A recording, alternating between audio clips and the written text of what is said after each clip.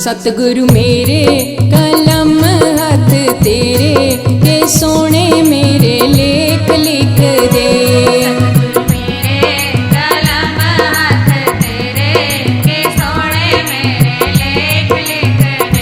सतगुरु मेरे कलम हाथ तेरे के सोने मेरे लेख लिख दे।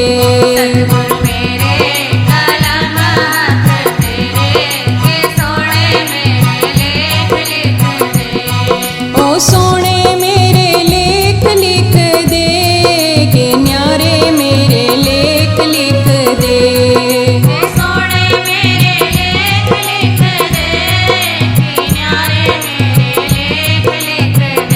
सतगुरु मेरे कलम हाथ तेरे के सोने मेरे लेख लिख दे। सतगुरु मेरे कलम हाथ तेरे के सोने मेरे लेख लिख दे।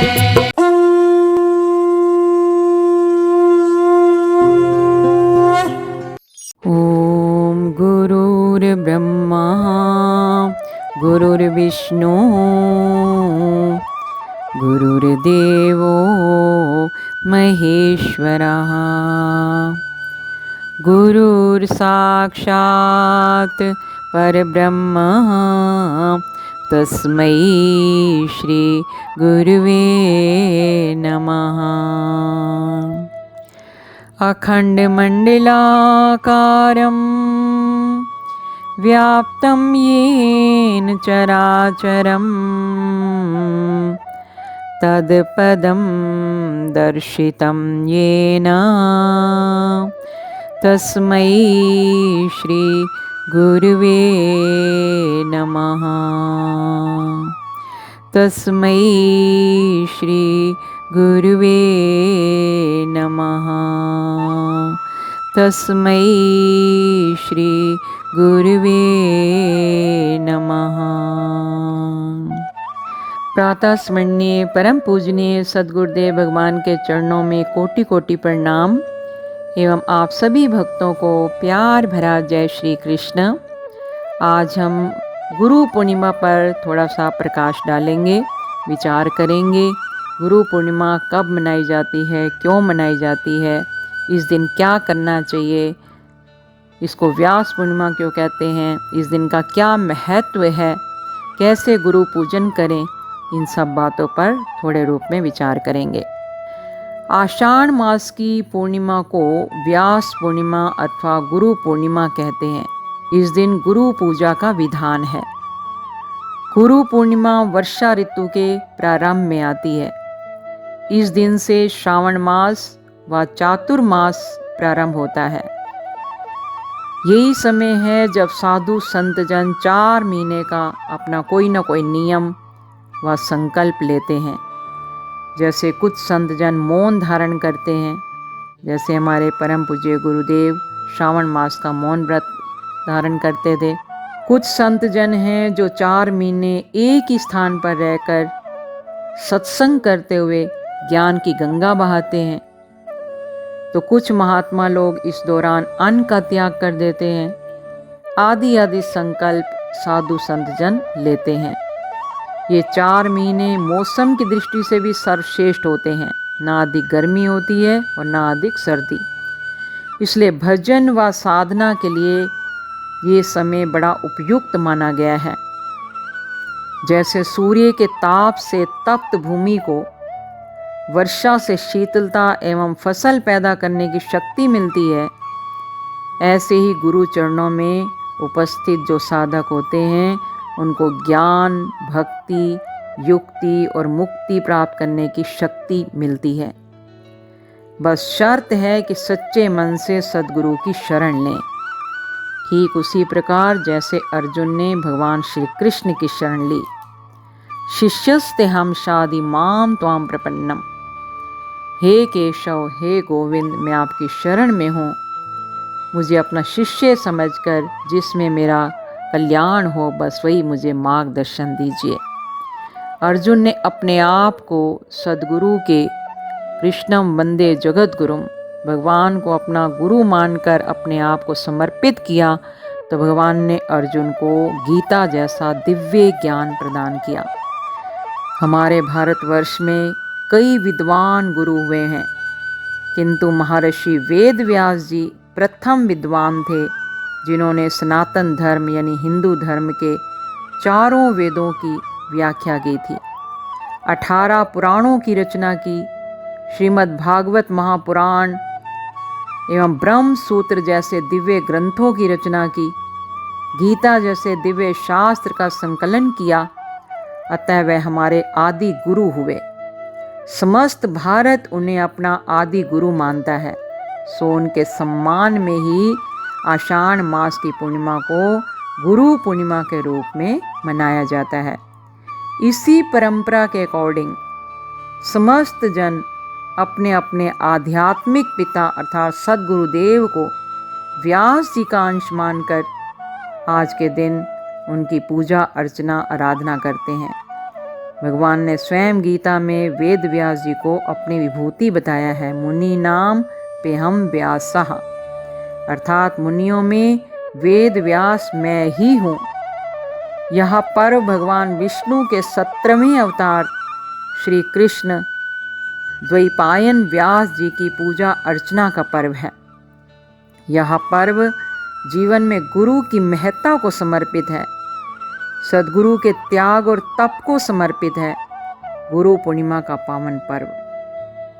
कुछ भक्तजन इनकी जिज्ञासा है कि आषाढ़ की पूर्णिमा को ही क्यों कहते हैं गुरु पूर्णिमा। पूर्णिमा तो हर महीने आती है, पर आषाढ़ मास की पूर्णिमा को ही गुरु पूर्णिमा क्यों माना गया? इसके पीछे गहरा रहस्य है कि इस पूर्णिमा को सर्वश्रेष्ठ क्यों माना गया, सबसे बड़ी पूर्णिमा इसको क्यों बताया गया। इसका अर्थ है कि गुरु तो पूर्णिमा के चांद की भांति हैं जो पूर्ण प्रकाशमान हैं, और शिष्य आषाढ़ के बादलों की तरह। इस दिन वह श्रावण मास प्रारंभ होता है, सो आकाश बादलों से घिरा रहता है। ठीक उसी प्रकार जैसे शिष्यों से सद्गुरु घिरे हों। शिष्य सब तरह के हो सकते हैं, कई जन्मों के अज्ञान रूपी अंधेरे को लेकर आ छाए हैं। वे अंधेरे बादल की तरह ही तो हैं। उसमें भी सद्गुरु चांद की भांति चमक सके, उस अंधेरे यानी अज्ञान से घिरे वातावरण में भी प्रकाश जगा सके, तो ही गुरु पद की श्रेष्ठता है। इसलिए आषाढ़ की पूर्णिमा का महत्व है। इसमें गुरु की तरफ भी इशारा है और शिष्य की तरफ भी। यह इशारा तो है ही कि दोनों का मिलन जहाँ हो वहीं कोई सार्थकता है। और वैसे इसी दिन भगवान वेद व्यास जी का अवतार हुआ था, और इसी दिन उन्होंने ज्ञान का विस्तार किया था। वेद कहते हैं ज्ञान और व्यास कहते हैं विस्तार। जो ज्ञान का विस्तार करे उनका नाम है वेद व्यास। जीवन में गुरु और शिष्य के महत्व को आने वाली पीढ़ी को बताने के लिए यह पर्व आदर्श है। सो यह गुरु पूर्णिमा का पर्व अंधविश्वास के आधार पर नहीं, बल्कि श्रद्धा भाव से मनाना चाहिए। सद्गुरु का आशीर्वाद सबके लिए कल्याणकारी व ज्ञानवर्धक होता है। इसलिए इस दिन गुरु पूजन करके अपने गुरुदेव का आशीर्वाद प्राप्त करना चाहिए। गीता में भी भगवान ने कहा है, शरीर के तप में आया गुरु प्राज्ञे पूजनम, अर्थात गुरु की पूजा करो। सद्गुरु कृपा करते हैं तब साधना शुरू होती है। गोविंद को पाना है, ऐसी निष्ठा मन में पैदा होती है। सद्गुरु अपने शिष्य को नया जन्म देते हैं। जिसको सद्गुरु मिला नहीं, जिसके शीश पर किसी संत ने वरद हस्त धरा नहीं, उसका जीवन जीवन नहीं।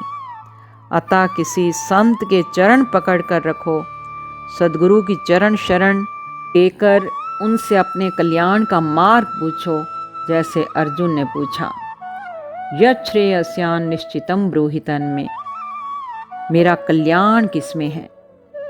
सद्गुरु जीव के मन और बुद्धि को निर्मल बनाते हैं, बिना सद्गुरु के कल्याण नहीं। जब तक मन और बुद्धि काम सुख में डूबे हैं, तब तक उसे परमात्मा की प्राप्ति नहीं हो सकती। वो बुद्धि जड़ है जो भगवान का चिंतन न करे। सद्गुरु अपने शिष्य पर 4 प्रकार से कृपा करते हैं।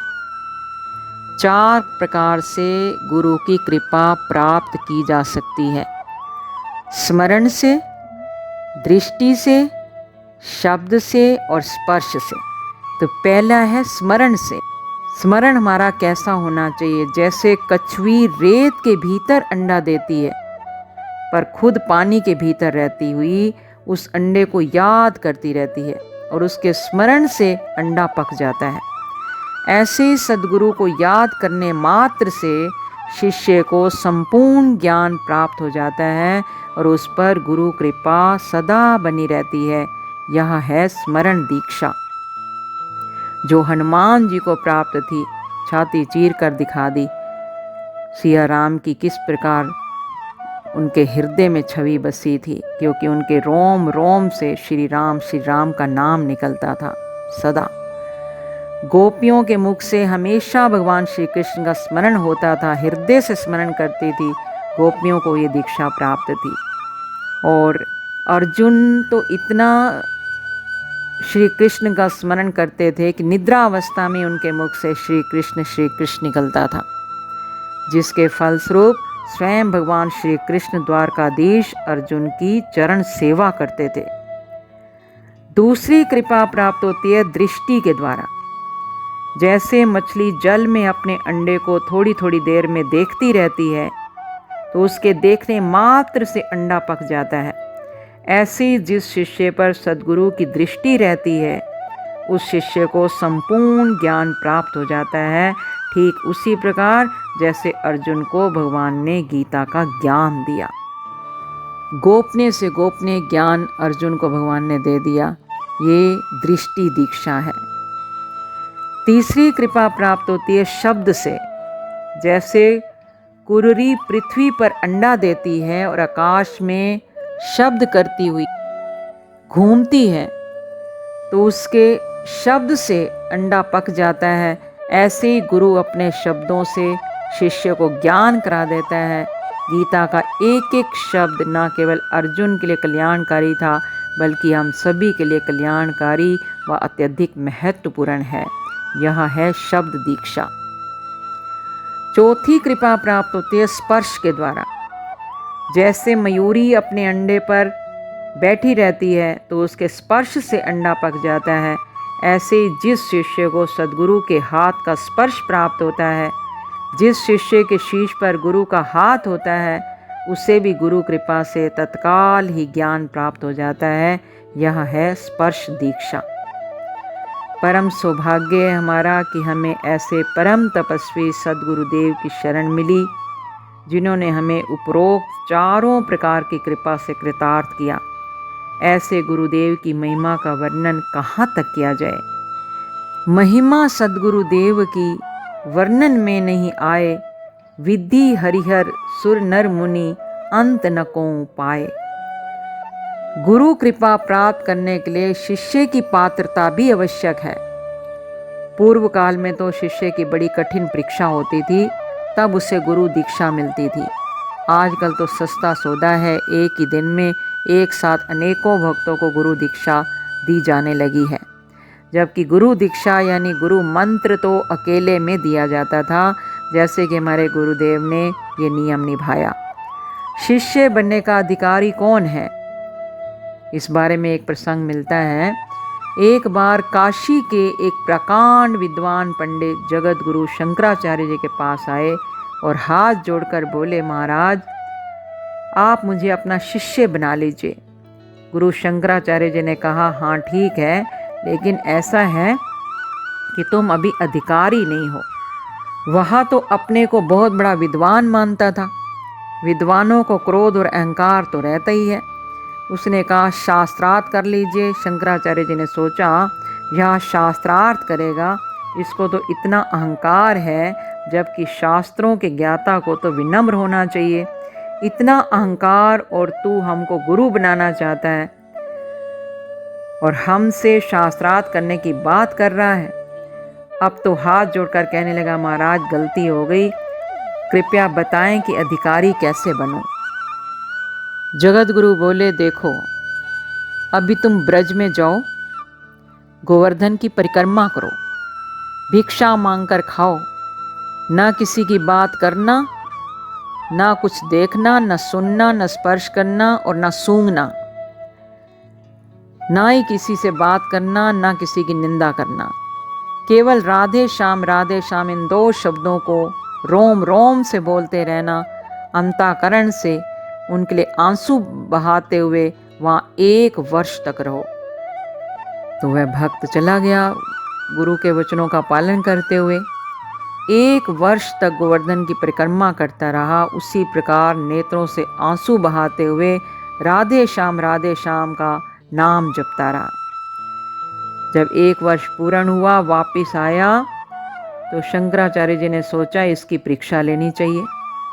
उन्होंने एक सफाई करने वाली सेविका को बुलाया और कहा, तुझे हम 5 रुपए देंगे। उस समय 5 रुपए की बड़ी वैल्यू थी। ये जो पंडित आ रहा है ना, तुम झाड़ू लगाती रहना और जब ये पंडित तुम्हारे नज़दीक से निकले तो उसके ऊपर धूल उड़ा देना।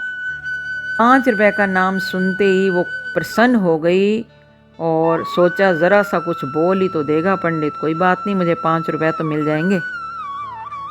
जैसे ही पंडित उसके पास से निकला तो उसने इतनी जोर से धूल उड़ाई कि वो पंडित के ऊपर जा गिरी। अब तो पंडित जी को आया क्रोध, आग बुबला हो गया, अंधी है क्या, दिखाई नहीं देता, आदि आदि बातें बोली। उस सेविका को थोड़ी हंसी आ गई। वह तो पहले से जानती थी कि इतना तो सुनना ही पड़ेगा। अब पंडित गया जगत गुरु शंकराचार्य जी के पास। हे महाराज, मैंने आपकी आज्ञा अनुसार 1 वर्ष तक गोवर्धन की परिक्रमा की, राधे श्याम का जाप किया और वापस आपकी शरण में आ गया हूँ। अब तो कृपया मुझे अपना चेला बना लीजिए। गुरुदेव बोले, लोगों को खाने को दौड़ता है और कहता है कि आज्ञा पालन कराया। अभी तुम अधिकारी नहीं बने, जाओ 1 वर्ष के लिए पुनः तपस्या करो। उसने भी कमर कस ही ली थी कि गुरु तो इनको ही बनाना है, इनको गुरु बनाकर ही छोड़ूंगा। सो फिर गया, 1 साल तक उसी प्रकार साधना की और एक दिन फिर लौट कर जब आया, शंकराचार्य जी ने फिर उस सेविका से कहा, अब ये धूल उड़ाने से गुस्सा नहीं करेगा, अब इसकी जो स्थिति है कुछ ऊंची हो गई है। इस बार तुम झाड़ू लगाती रहना और जब पंडित तेरे पास आए तो झाड़ू छुआ देना उसके शरीर से, धूल मिट्टी से सना हुआ झाड़ू हो। उसने वैसा ही किया, वहाँ झाड़ू लगाती रही और जब वो पंडित जी आए तो उसने पंडित जी के शरीर से झाड़ू छुआ दिया। झाड़ू टच हो गई पंडित जी के शरीर से, वस्त्रों से। पंडित जी ने भौएं तानी, कुछ क्रोध आया परंतु कुछ बोला नहीं। आया गुरु जी के पास और हाथ जोड़कर बोला, गुरुदेव अब तो सब ठीक है। जगत गुरु बोले, नहीं अभी ठीक नहीं है, अभी तो तुम गुर्राते हो, आंख देखते हो, गुस्सा करते हो, अभी और भजन की जरूरत है। वह समझ गया, अतः पुनः गया ब्रजधाम और 1 वर्ष तक साधना में लगा रहा। यह जगत गुरु शंकराचार्य जी कर रहे हैं अपना शिष्य बनाने के लिए। देखो, और आज कितना समय बदल गया है। ऐसे सदगुरु का सानिध्य प्राप्त हो जाए तो जीवन उसी प्रकार पवित्र हो जाता है जैसे गंगा में स्नान करने से पाप जीव के कट जाते हैं और जीवन पवित्र होता है। इसीलिए तो कहा गया है, लाख योग जप तप करो, करो कोटि उपवास, गुरुदेव के मंत्र बिन होए न भव भय नाश। अब तो पंडित जी गुरु कृपा के पात्र बन गए। राधे श्याम का चिंतन करते हुए, भजन करते करते उनका मन एकदम गंगा के जल की तरह निर्मल हो गया और गुरु कृपा उन पर पूर्ण रूप से बरसने लगी। जब वो भजन करते थे, नेत्रों से अश्रु बहते थे, अंतःकरण पवित्र हो चुका था। 1 वर्ष बाद फिर जब इस बार वापस आए, तब भी गुरुदेव ने उनकी अंतिम परीक्षा लेनी चाहिए। उन्होंने उस सफाई करने वाली सेविका से कहा, कि अब ये झाड़ू छुआने से क्रोध नहीं करेगा।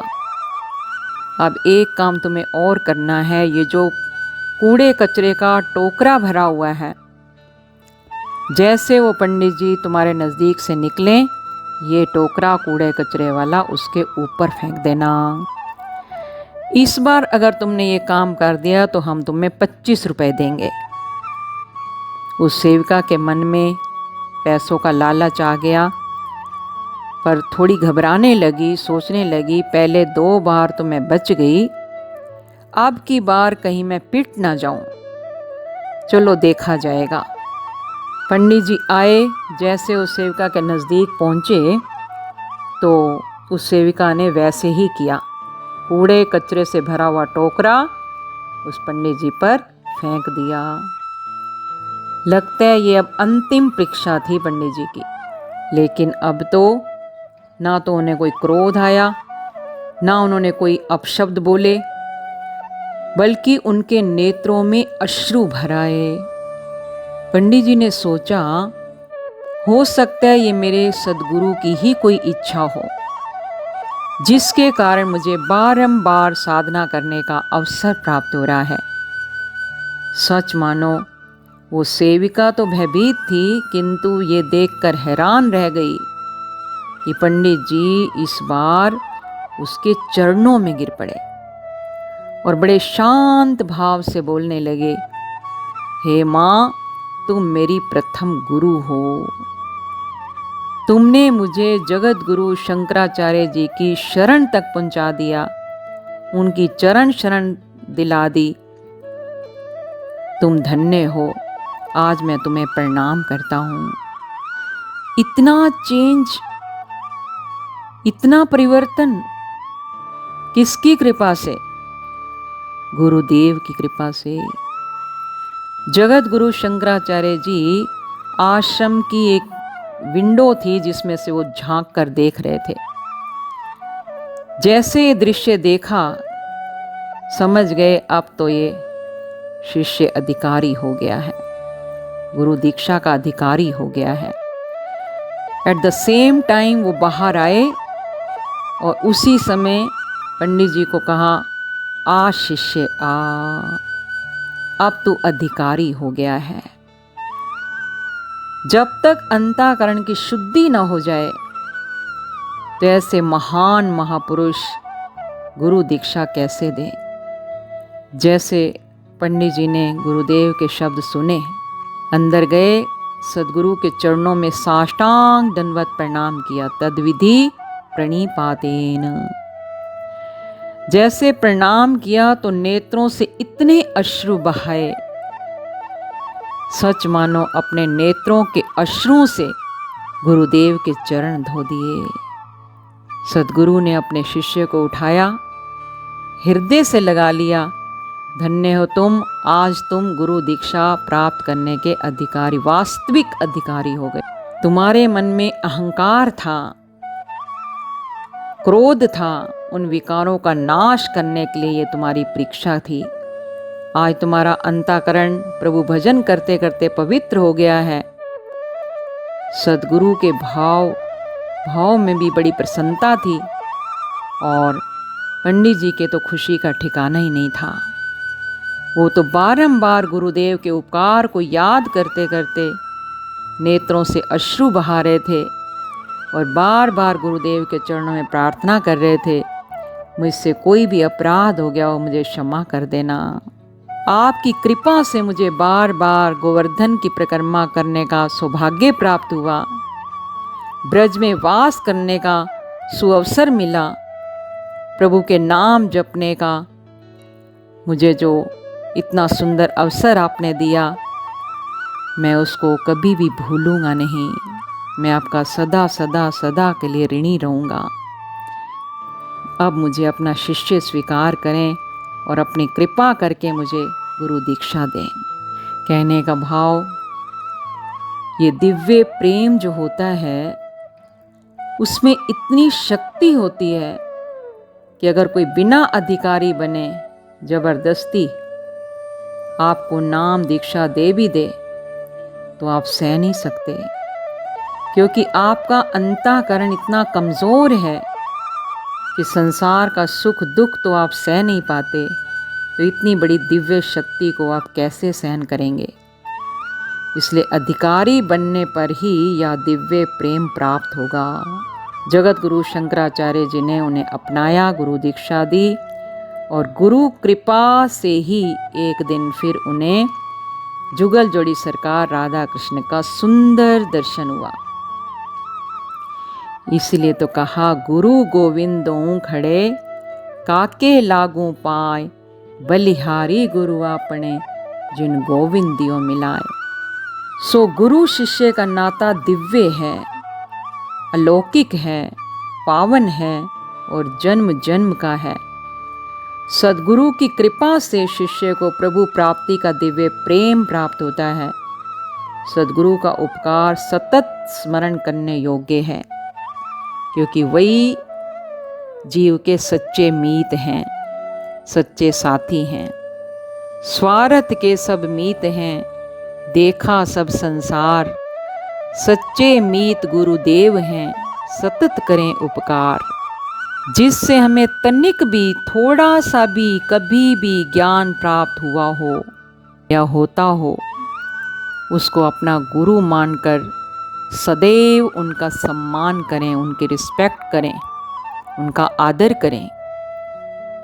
इसलिए कहा, गुरु अनेक हो सकते हैं पर सद्गुरु तो एक होते हैं। सद्गुरु वो हैं जिनसे हमें गुरु दीक्षा प्राप्त होती है, प्रभु का नाम मिलता है हमें, जिनकी कृपा से हमारे जीवन में परिवर्तन आता है। इसलिए दत्तात्रेय जी ने 24 गुरु बनाए थे, जिनसे भी जो ज्ञान मिला उन्होंने उनको गुरु मान लिया, जिनका वर्णन भागवत पुराण में भी मिलता है। गुरु के उपकार को कभी भूलना नहीं चाहिए, क्योंकि गुरु ही मीत है, गुरु ही प्रीत है, गुरु ही जीवन है, गुरु ही प्रकाश है, गुरु ही सांस है, गुरु ही आस है, गुरु ही प्यास है, गुरु ही ज्ञान है, गुरु ही संसार है और गुरु ही प्यार है।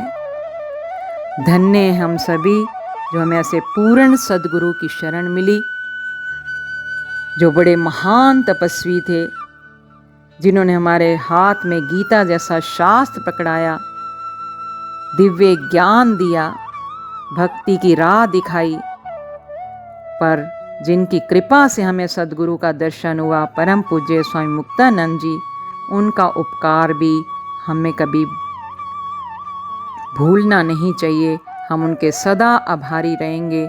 कई जन्म लेकर भी हम अपने गुरुदेव का ये ऋण नहीं चुका सकते। तो आज गुरु पूर्णिमा का ये पावन पर्व जो इस बार 2020 में 5 जुलाई को है, 5 जुलाई 2020 को व्यास पूर्णिमा, गुरु पूर्णिमा का पावन पर्व है, जो बड़ा ही पुण्य दिवस है। पर इस बार परिस्थितियाँ कुछ और ही हैं। कोविड-19 के कारण हो सकता है इस बार सभी शिष्य अपने अपने गुरु तक ना पहुंच पाएँ, उनके द्वार तक ना पहुंच पाएँ, उनके आश्रम ना जा सकें। तो घबराएं नहीं, कोई बात नहीं। गुरु पूजा आप सभी अपने अपने घर में बैठकर भी कर सकते हैं। अपने सद्गुरु की प्रतिमा या चित्र रखकर अथवा मन में उनकी छवि का ध्यान करते हुए 5 प्रकार की पूजा करें। सर्वप्रथम गुरुदेव के चरणों का ध्यान करें कि हम गुरुदेव के चरण धो रहे हैं। दूसरी पूजा, फिर वस्त्र पहना। चरण धोने का अर्थ है गुरु को स्नान कराना, और स्नान करने के बाद हम वस्त्र धारण करते हैं।